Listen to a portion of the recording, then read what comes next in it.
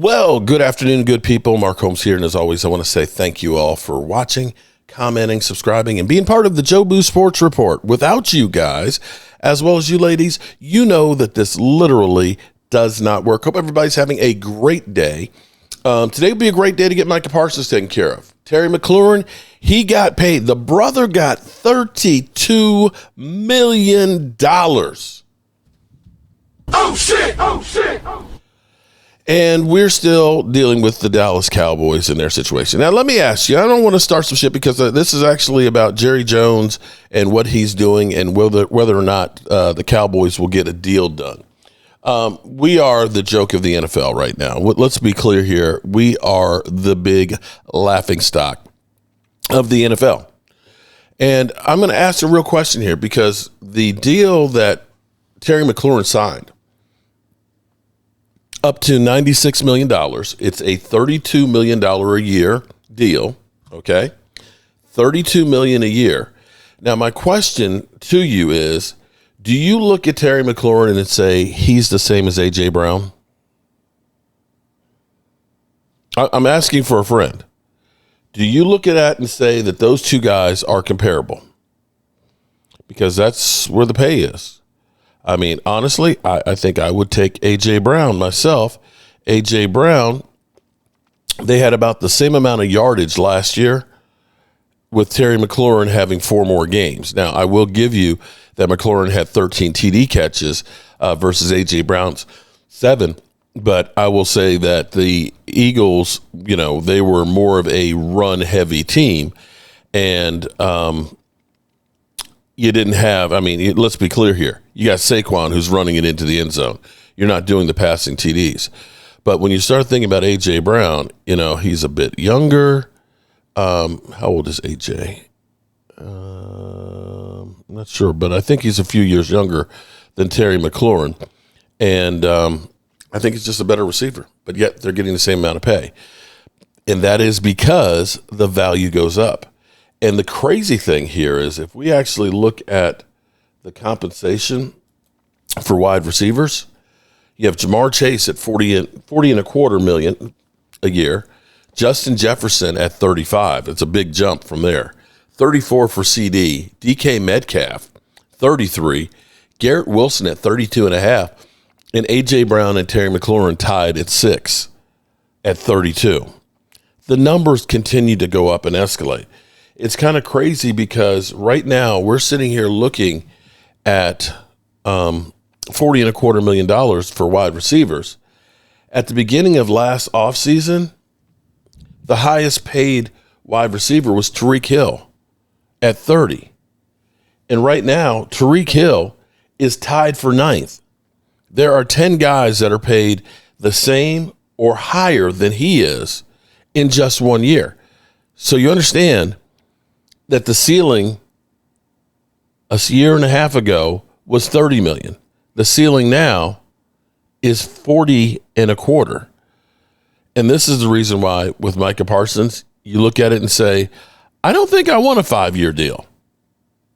I don't want it to be a 5-year deal because in 5 years, it may be $65 million is what the ceiling is for edge rushers. And you've been locked in at 40.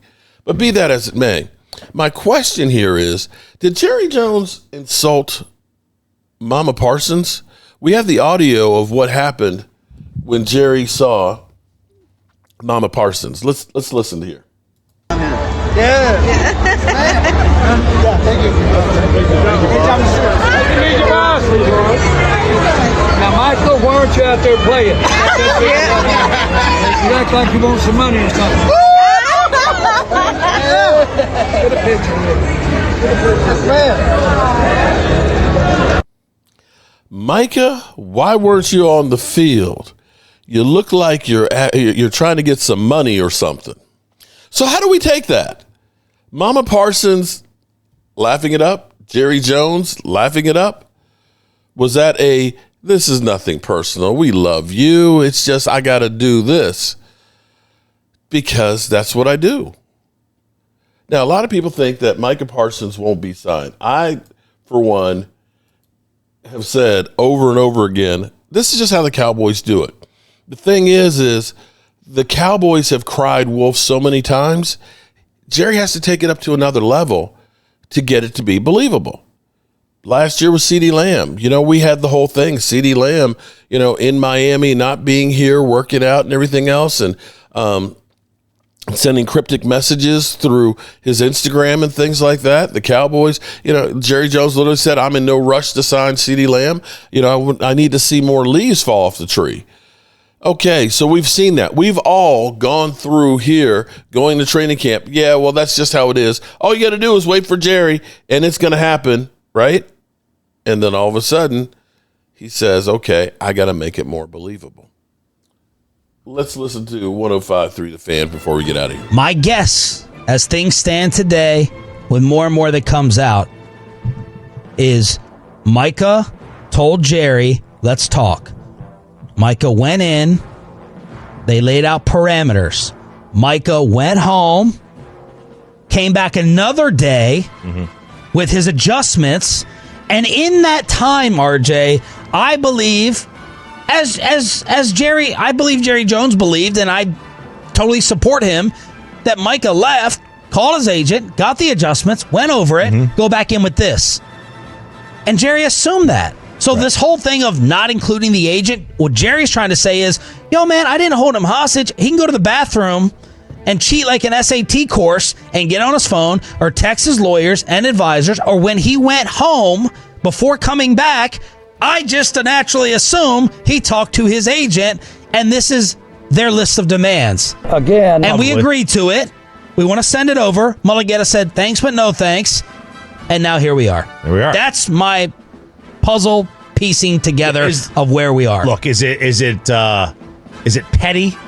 Is it circumcising mosquitoes? Is it all the devils, whatever cliche you want to use? Yeah, it probably is all that. Just renegotiate, start over again. If you want to get this done, start over. Start with the starting point. If you already agreed to these terms, now let's go.